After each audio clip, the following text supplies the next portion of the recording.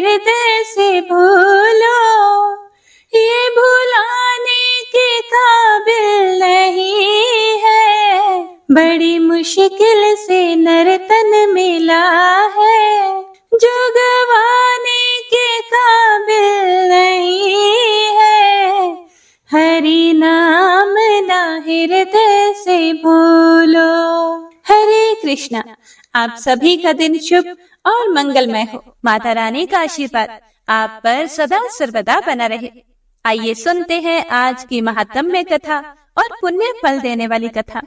हे प्रिय भक्तों, महात्म्य कथा को सुनने से पहले एक बहुत ही सुंदर कथा को सुनेंगे, जिससे हम जानेंगे कि श्री विष्णु भगवान की सिर्फ दीप की रक्षा का क्या फल होता है। दीप जलाना तो बहुत बड़ा फल है। सतयुग की बात है। एक समय में भद्राश्व नामक महान राजा हुआ करते थे। भद्राश्व बहुत ही शक्तिशाली राजा थे। एक बार उनके राज्य में अगस्त्य मुनि आए। अगस्त्य मुनि राजमहल में भी पधारे। फिर राजा ने उनकी खूब आवभगत की। अगस्त्य मुनि बोले कि हे भद्राश्व, मैं तुम्हारे यहाँ 7 दिन तक रुकूंगा। राजा ने कहा कि यह तो बहुत ही खुशी की बात है, और राजा ने उनके ठहरने का विधिवत प्रबंध किया और अपने सेवकों इत्यादि को उनकी सेवा में लगा दिया। उन्होंने अपनी रानियों से उनके दर्शन लाभ लेने को कहा। राजा भद्राश्व की रानी कांतिमती अत्यंत ही सुंदर थी। कहते हैं उसके चेहरे की चमक 12 सूर्यों के समान चौंधिया देने वाली थी। रानी कांतिमती के अलावा राजा के रनिवास में 50,000 अन्य रानियां भी थी, पर कांतिमती की कोई बराबरी नहीं थी। पहले ही दिन रानी कांतिमती मुनि अगस्त्य के दर्शन के लिए आई। अगस्त्य मुनि ने कांतिमती को देखा तो देखते ही रह गए। उन्होंने कहा, राजा, तू बड़ा ही भाग्यवान है, तू तो धन्य है। दूसरे दिन कांतिमती फिर आई तो उसे देखकर अगस्त्य मुनि बोले, ओह, सारा संसार वंचित रह गया। तीसरे दिन कहा, ये लोग तो उस गोविंद की माया को भी नहीं जानते, जिसने एक दिन की प्रसन्नता में इन्हें क्या कुछ नहीं दे दिया। चौथे दिन जब कांतिमती मुनि दर्शन के लिए पहुंची तो वे अपने दोनों हाथ ऊपर उठाकर बोले, हे जगन्नाथ, आप धन्य हैं, आपकी लीला महान है। इसी तरह 5वें दिन बोले, भद्राश्व, तुम्हें बहुत बहुत धन्यवाद। हे अगस्त्य, तो धन्य हुआ। इसी तरह 6ठे दिन भी उन्होंने कांतिमती को देखकर प्रशंसात्मक टिप्पणियां की। 7वें दिन तो गजब ही हो गया। मुनि बोले कि राजा ही नहीं, उसकी रानी, सेवक सभी मूर्ख हैं, जो मेरी बात नहीं समझते। इतना कहने के बाद वे उठे और सबके बीच राजा भद्राश्व के सामने ही भाव विभोर होकर नाचने लगे। 7 दिनों तक रानी के जाने पर उसकी प्रशंसा, और अब यह सभी उपस्थिति लोगों के सामने ही धीर गंभीर रहने वाले मुनि का नृत्य। कुछ देर तो राजा अचरज में रहा। फिर उसने विनम्रता से हाथ जोड़कर अगस्त्य मुनि से इसका कारण पूछा।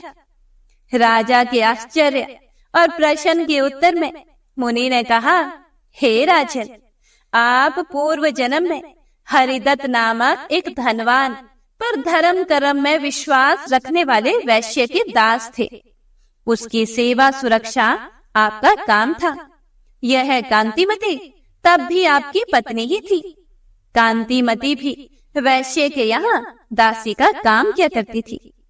एक बार वैश्य ने फैसला किया कि वह आश्विन मास की द्वादशी का व्रत रख के भगवान विष्णु के मंदिर में विधिवत पूजा करेगा। समय आने पर वैश्य ने सारी तैयारियां कर ली और मंदिर के लिए उसने प्रस्थान किया। तुम दोनों उसके भरोसेमंद नौकर थे, इसीलिए उसने न सिर्फ तुम दोनों को अपने साथ लिया, बल्कि पूजा प्रबंध में भी तुम्हें साथ ही रखा। जब पूजा समाप्त हो गई और शाम को वैश्य घर लौटने लगा, तो उसने तुम दोनों को जिम्मेदारी दी कि तुम लोग भगवान विष्णु के आगे जलाए हुए दीपक को बुझने नहीं दोगे। तुम दोनों पति पत्नी ने रात भर दीपक के सामने बैठकर काटा। दीपक को एक क्षण के लिए भी तुमने बुझने नहीं दिया। जब तक पूरी तरह सुबह ना हुई तुम नहीं उठे।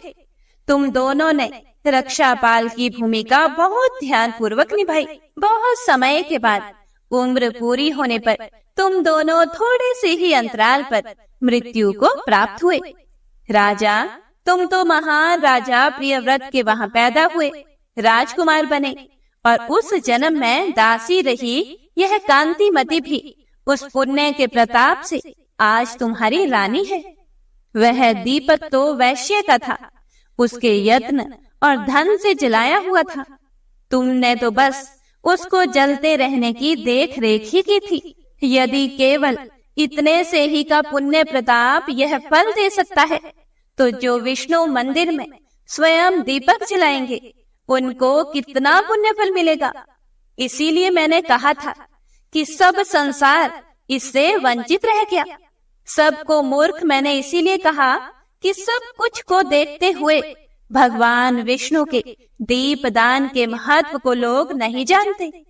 अपने को धन्यवाद इसलिए दिया कि मुझे सब कार्यों में महज श्री विष्णु ही सोचते हैं, और तुम्हें और कांतिमती को धन्य इसलिए कहा कि तुमने दूसरे के जलाए दीप की रक्षा भी इस तरह मन लगाकर की। राजा भद्राश्व अगस्त्य का उत्तर सुनकर संतुष्ट हुए और उन्होंने अगस्त्य मुनि का धन्यवाद किया। तो हे प्रिय भक्तों, इस कथा से हमने जाना कि कितना पुण्य फल है विष्णु मंदिर में घी के दीपक को जलाने का। उम्मीद करती हूँ आपको कथा पसंद आई होगी। आइए अब सुनते हैं आज की महत्तम कथा।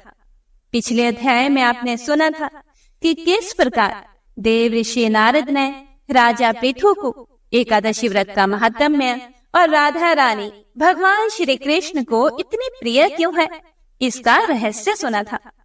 अगर आपने पिछला अध्याय अभी तक नहीं सुना है तो कृपया सुन लीजिएगा। अब महाराज पृथु ने देव ऋषि नारद से पूछा, हे देव ऋषि नारद, यम पंचक काल में दीपदान का क्या महत्व है और उसका क्या विधान है? कृपया करके मुझे विस्तार पूर्वक बताइए। तब नारद जी ने कहा, हे राजन, कार्तिक मास की कृष्ण पक्ष की त्रयोदशी तिथि से लेकर शुक्ल पक्ष की द्वितीय तक 5 दिन यम पंचक कहलाते हैं। इन दिनों में धनतेरस की रात को यमराज के निमित्त दीपक जलाने से यमराज प्रसन्न होते हैं और अकाल मृत्यु आदि नहीं होती। इसके अगले दिन कार्तिक कृष्ण चतुर्दशी को नरक चतुर्दशी भी कहा जाता है। इस दिन तिल का तेल, अपामार्ग और दुर्वा आदि लगाकर स्नान करना चाहिए और स्नान करने के बाद दक्षिण दिशा की ओर मुख करके कमर तक पानी में खड़े होकर जल में तिल मिलाएं और 3-3 अंजलि से यमाय, धर्मराजाय, वृत्तवे, चांतकाय, कालाय, सर्वभूतक्षयाय, औदुंबराय, दघनाय, परमेष्ठिने, वृकोदराय, चित्राय, चित्रगुप्ताय इन नामों से यमराज को तर्पण करें। फिर सायंकाल ब्रह्मा जी, श्री हरि विष्णु, भगवान शिव और दुर्गा जी के मंदिर में तथा वृक्ष, सभा, गौशाला, बगीचे, नदी, तालाब, कुआं, बावड़ी, गली, चौराहा, खेत, शमशान आदि में दीपक जलाएं और रात को श्री लक्ष्मी जी की पूजा करें। यदि शस्त्र से किसी की मृत्यु हुई हो तो उसके निमित्त भी चतुर्दशी को दीपदान करना चाहिए। इससे अक्षय पुण्य फल की प्राप्ति होती है और दिवंगत आत्मा को मोक्ष मिल जाता है। इसके बाद कन्या, ब्रह्मचारी और तपस्वी को भोजन कराएं। इससे यमलोक न जाकर शिवलोक की प्राप्ति होती है। कार्तिक की अमावस्या अर्थात दीपावली के दिन भी स्नान आदि से निवृत्त होकर पितरों का पूजन और श्राद्ध करके ब्राह्मणों को भोजन कराएं। फिर सायंकाल घर, तुलसी जी के पास में देव स्थान, शमशान, नदी, पर्वत, चौराहा और गौशाला में दीप जलाएं। फिर लक्ष्मी जी की स्तुति करके उनको जगाएं। जिस प्रकार पतिव्रता स्त्री अपने पति से पहले जागती हैं, उसी प्रकार लक्ष्मी जी भी भगवान से 12 दिन पहले जाग जाती हैं। अमावस्या के दिन बालक, वृद्ध और रोगियों को छोड़कर अन्य किसी को भोजन नहीं करना चाहिए। सायंकाल लक्ष्मी जी का पूजन करने के बाद ही भोजन करें। घर को फूल माला आदि से सजाकर सारे घर में दीपमाला जलानी चाहिए। घर के सभी स्त्री पुरुष नवीन वस्त्र धारण करें और समस्त रात्रि लक्ष्मी जी के समक्ष नृत्य गीत आदि करके हर्षोल्लास से बिताएं। घर में समस्त रात्रि दीपक जलना चाहिए। उस रात को लक्ष्मी जी सभी घरों में घूमती हैं और जो घर सबसे अधिक सुंदर और रमणीक होता है, जिस घर में सुख शांति होती है, जिस घर में कलह क्लेश नहीं होता, जिस घर में सभी बड़े बुजुर्गों का सम्मान किया जाता है, उसी घर में लक्ष्मी जी लंबे समय तक निवास करती हैं। दीपावली के अगले दिन गोबर का गोवर्धन बनाकर बंधु बांधवों सहित गोवर्धन की पूजा करें और ब्राह्मणों को भोजन कराएं। स्वयं भी नए अन्न का भोजन करें। भगवान कृष्ण ने देवराज इंद्र का मान मर्दन करके गोवर्धन पर्वत की पूजा इसी दिन की थी। सायंकाल के समय गऊ तथा वृषभ अर्थात बैल की पूजा करें और अपने परिवार के भरण पोषण और रक्षा करने के लिए उनसे प्रार्थना करें। इसी दिन शाम के समय बलि और उनकी पत्नी विंध्या बलि की मूर्ति बनाकर पूजन और दान आदि करने से परिवार में सुख और समृद्धि बनी रहती है।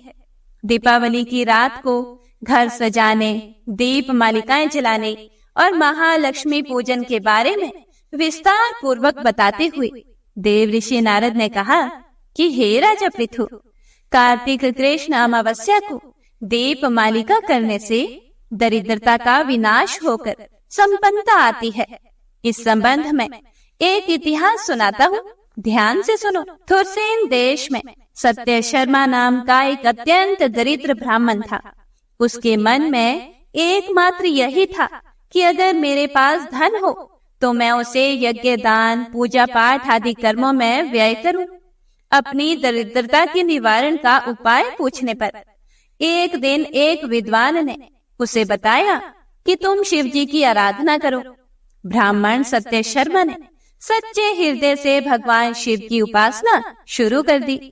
1 वर्ष बीतने पर शिव जी एक ब्राह्मण का रूप धरकर उसके पास आए और बोले कि हे विप्र, धन प्राप्ति के लिए तुम राजा के पास जाकर उनसे वरदान मांगो कि कार्तिक की अमावस्या को तुम्हारे सिवाय अपने घर में कोई भी दीप ना जलाए। ब्राह्मण ने ऐसा ही किया। वह राजा के महल में पहुंचा और राजा को सारी बात बताई। राजा ने उसकी बात स्वीकार करके कार्तिक कृष्ण चतुर्दशी को सारे नगर में ढिंढोरा पिटवा दिया कि अमावस्या को कोई भी अपने घर में दीपक ना जलाए। राजा की आज्ञा मानकर अमावस्या की रात्रि को किसी ने भी दीपक नहीं जलाया। रात को लक्ष्मी जी नगर में आई तो देखा कि समस्त नगर में अंधेरा है, मगर एक ब्राह्मण का घर खूब सजा हुआ है और दीप माला से जगमग हो रहा है। लक्ष्मी जी प्रसन्न होकर उस घर में प्रवेश करने लगी। लक्ष्मी जी को अपने घर में प्रवेश करते देखकर सत्य शर्मा उनका मार्ग रोककर खड़ा हो गया और कहने लगा, हे भद्रे, तुम्हारे पति तो अति कठोर हैं और तुम अत्यंत चंचल हो, इसीलिए हमारे घर में प्रवेश मत करो। तब लक्ष्मी जी कहने लगी, श्री हरि विष्णु तो इस समय शयन कर रहे हैं, इसी कारण निश्चय ही मैं तुम्हारे घर में निवास करूंगी। यह सुनकर ब्राह्मण ने कहा, अगर आप इस बात की शपथ लो कि मेरी 3 पीढ़ियों तक आप इसी घर में स्थायी निवास करोगी, तब तो आप इस घर में प्रवेश कर सकती हो, अन्यथा नहीं। लक्ष्मी जी कहने लगी, अगर तुम मेरा विधिवत पूजन करते रहोगे तो निश्चय ही मैं तुम्हारे घर में वास करूंगी। यह सुनकर ब्राह्मण ने कहा कि हे देवी, तब तो आप ही बताइए कि किस विधि से मैं आपका पूजन करूं और आप मुझे इसका पूरा विधि विधान भी बताइए। तब लक्ष्मी जी कहने लगी, हे ब्राह्मण, प्रति वर्ष कार्तिक मास की अमावस्या को प्रातःकाल स्नान आदि से निवृत्त होकर देवताओं और पितरों का पूजन करो। दिन के तीसरे पहर में श्राद्ध करके ब्राह्मणों को सुंदर पकवानों का भोजन कराओ। प्रदोष के समय दीप माला करो। तुलसी जी के समीप ब्राह्मण के घर में देव मंदिर, चौराहे, शमशान और गौशाला में अनेक दीप जलाओ। इस दिन बालक, वृद्ध और रोगी के अलावा अन्य कोई भोजन ना करे। सायंकाल स्वस्ति वाचन पूर्वक गणेश जी और कुबेर जी का पूजन करके संकल्प करो। फिर लक्ष्मी जी का पूजन करके इस प्रकार कहो, कमल के आसन पर विराजमान, कमल के फूलों की माला धारण करने वाली, कमल जैसे नेत्र, गंभीर नाभि, सुंदर वस्त्रधारी, देवताओं के हाथियों द्वारा मणि युक्त घड़ों से स्नान करने वाली, हाथ में कमल का फूल लिए ऐसी माँ लक्ष्मी मेरे घर में निवास करे। सबसे पहले लक्ष्मी जी को आसन दो। उसके बाद पाद्य, अर्घ, आचमन, स्नान, वस्त्र, धूप, दीप, नैवेद्य, जलपान और सुपारी, इन सभी वस्तुओं को अर्पित करके नमस्कार करो। दीप जलाओ और समस्त रात्रि भगवान का और देवी लक्ष्मी का कीर्तन करो। इस प्रकार कुबेर देवता और लक्ष्मी जी का पूजन करके ब्राह्मणों को भोजन कराने के बाद बंधु बांधवों सहित स्वयं भी भोजन करो। सत्य शर्मा ने विधिवत इसी प्रकार किया, जिससे उसके यहाँ काफी धन धान्य हो गया। इसके बाद उसने अनेक यज्ञ और अन्य धार्मिक कार्य किए। जीवन की संध्या काल में सत्य शर्मा विरक्त होकर मथुरा चला गया और वहीं पर समाधिस्थ होकर विष्णु लोक को प्राप्त हुआ। ओम नमो नारायणाय। आज का अध्याय यहीं समाप्त होता है। इससे आगे का वृतांत आप सभी अगले अध्याय में जरूर सुनिएगा। हे प्रिय भक्तों, तो आइए अब तुलसी माता की सभी मनोकामनाओं को पूर्ण करने वाली एक बहुत ही सुंदर कथा को सुनते हैं। जय माँ तुलसा। कथा के अनुसार एक कुटुंब में ननंद तथा भाभी साथ में रहते थे। ननंद का विवाह अभी नहीं हुआ था। वह तुलसी के पौधे की बहुत सेवा किया करती थी, लेकिन उसकी भाभी को यह सब कुछ बिल्कुल भी पसंद नहीं था। जब कभी भी उसकी भाभी को अत्यधिक गुस्सा आता, तब वह उसे ताना देते हुए कहती कि जब तुम्हारा विवाह होगा तो मैं तुलसी ही बरातियों को खाने को दूंगी और तुम्हारे दहेज में भी तुलसी ही दूंगी। कुछ समय बीत जाने पर ननंद का विवाह पक्का हुआ। विवाह के दिन भाभी ने अपने कहे अनुसार, मतलब जैसा कि वह हमेशा बोला करती थी कि तुम्हारे विवाह में बारातियों को तुलसी ही खाने को दूंगी और दहेज में भी तुलसी ही दूंगी, तो भाभी ने बारातियों के सामने तुलसी का गमला फोड़ दिया और बारातियों को उसे खाने के लिए कहा। तुलसी माता की कृपा से वह फूटा हुआ गमला अनेकों स्वादिष्ट पकवानों में बदल गया। भाभी ने गहनों के नाम पर तुलसी की मंजरी से बने हुए गहने पहना दिए और वे भी सुंदर सोने जवाहरात में बदल गए। भाभी ने वस्त्रों के स्थान पर तुलसी का जनेऊ रख दिया और वह रेशमी तथा सुंदर वस्त्रों में बदल गया। जब ननंद ससुराल पहुंची तो उसके ससुराल में उसके दहेज की बहुत प्रशंसा की गई। जब यह बात भाभी के कानों तक पहुंची तो उसे बड़ा ही आश्चर्य हुआ। उसे अब तुलसी माता की पूजा का महत्व समझ में आया। भाभी की एक लड़की थी। वह अपनी लड़की से कहने लगी कि तुम भी तुलसी की सेवा किया करो, तुम्हें भी बुआ की तरह फल मिलेगा। वह जबरदस्ती अपनी बेटी से तुलसी माता की सेवा करने को कहती, लेकिन लड़की का मन तुलसी सेवा में नहीं लगता था। लड़की के बड़े होने पर उसके विवाह का समय आ गया। तब भाभी सोचती है कि जैसा व्यवहार मैंने अपनी ननंद के साथ किया था, वैसा ही मैं अपनी लड़की के साथ भी करती हूँ, तो यह भी गहनों से लद जाएगी और बारातियों को खाने में पकवान मिलेंगे। ससुराल में इसे भी बहुत इज्जत मिलेगी। यह सोचकर वह बारातियों के सामने तुलसी का गमला फोड़ देती है। लेकिन इस बार गमले की मिट्टी मिट्टी ही रही, मंजरी तथा पत्ते भी अपने रूप में ही रहे। जनेऊ भी अपना रूप नहीं बदलता है। सभी लोगों तथा बारातियों द्वारा भाभी की बुराई की जाती है। लड़की के ससुराल वाले भी लड़की की बुराई करते हैं। भाभी कभी भी ननंद को घर नहीं बुलाती थी। भाई को बहन की याद आती है तो भाई ने सोचा बहुत समय हो गया, मैं बहन से मिल कर आता हूँ। उसने अपनी पत्नी से कहा और कुछ उपहार बहन के पास ले जाने की बात कही। भाभी ने थैले में ज्वार भरकर दे दिया और कहा और कुछ नहीं है, तुम यही ले जाओ। वह दुखी मन से बहन के पास चल पड़ा। वह सारे रास्ते सोचता रहा कि कोई भाई अपनी बहन के घर ज्वार कैसे ले जा सकता है। यह सोचकर वह एक गौशाला के पास रुका और ज्वार का थैला गाय के सामने पलट दिया। तभी गाय पालने वाले ने कहा कि आप गाय के सामने हीरे मोती तथा सोना क्यों डाल रहे हो? यह देखकर भाई को बड़ा ही आश्चर्य हुआ और उसने सभी हीरे मोती तथा सोना वापस अपने थैले में रख लिया। भाई ने सारी बात अपनी बहन को बताई और बड़ी खुशी खुशी उसने सारे हीरे मोती और जेवर अपनी बहन को दिए। दोनों भाई बहन एक दूसरे को देखकर अत्यंत प्रसन्न हुए। जैसी कृपा माता तुलसी ने ननंद पर की, ऐसी ही कृपा सभी पर करना। बोलिए श्री तुलसी माता शालिग्राम भगवान की जय। बोलिए श्री लक्ष्मी नारायण भगवान की जय। श्री तुलसी महारानी करो विनय सिर नाए, जो मम हो संकट विकट दीजे मात नशाए। नमो नमो तुलसी महारानी, महिमा मिट ना जाए बखानी। दियो विष्णु तुमको सन्माना, जग में छायो सुयश महाना। विष्णु प्रिया जय जयति भवानी, तिहु लोक की हो सुख खानी। भगवत पूजा कर जो कोई, बिना तुम्हारे सफल न होई। जिन घर तब नहीं होए निवासा, उस पर करी विष्णु नहीं वासा। करे सदा जो तब नित सुमिरन, तेहि के काज होए सब पूरन। कार्तिक मास महात्म तुम्हारा, ताको जानत सब संसारा। तब पूजन जो करे कुवारी, पावे सुंदर वर सुकुमारी।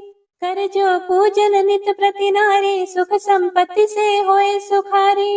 वृद्धा नारी करे जो पूजन, मिले भक्ति होवे पुलकित मन। श्रद्धा से पूजे जो कोई, भवनिधि से तर जावे सोई। कथा भागवत यज्ञ करावे, तुम बिन नहीं सफलता पावे। छायो तब प्रताप जग भारी, ध्यावत तुम ही सकल चित धारे। तुम ही मात यंत्रन तंत्रन में, सकल काज सिद्धि हो वीक्षण में। औषधि रूप आप हो माता, सब जग में तब यश विख्याता। देव ऋषि मुनियों तप धारी, करत सदा तब जय जयकारी। वेद पुराणन तब यश गाया, महिमा गम पार नहीं पाया। नमो नमो जय जय सुख कारणी, नमो नमो जय दुख निवारणी। नमो नमो सुख संपत्ति देनी, नमो नमो अघ काटन छेनी। नमो नमो भक्तन दुख हरणी, नमो नमो दुष्टन मद छेनी। नमो नमो भव पार उतारणी, नमो नमो परलोक सुधारणी। नमो नमो निज भक्त उबारणी, नमो नमो जन काज संवारणी। नमो नमो जय कुमति नशावनी, नमो नमो सुख उपजावनी। जयति जयति जय तुलसी माई, ध्याऊं तुमको शेष नवाई। निज जन जानी मोहि अपनाओ, बिगड़े कारज आप बनाओ। करो विनय मैं मात तुम्हारी, पूर्ण आशा करहूँ हमारी। शरण चरण कर जोरी मनाऊं, निश दिन तेरे ही गुण गाऊं। कहूँ मात यह अब मोह पर दाया, निर्मल होए सकल मम काया। मंगू मात यह वर दीजे, सकल मनोरथ पूर्ण कीजे। जनु नहीं कुछ नेम आचारा, क्षमहु मात अपराध हमारा। 12 मास करे जो पूजा, तासम जग में और न दूजा। प्रथम ही गंगा जल मंगवावे, फिर सुंदर स्नान करावे।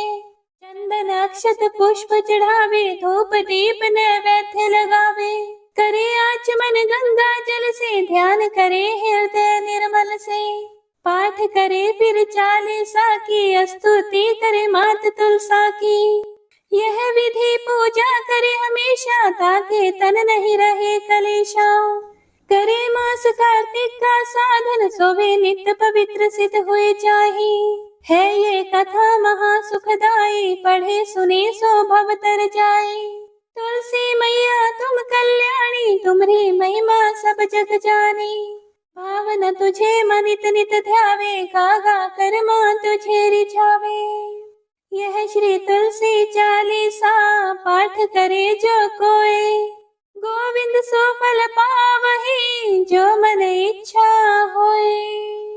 जय माँ तुलसा। हे प्रिय भक्तों, तो आज की यह कथा यहीं पर समाप्त होती है।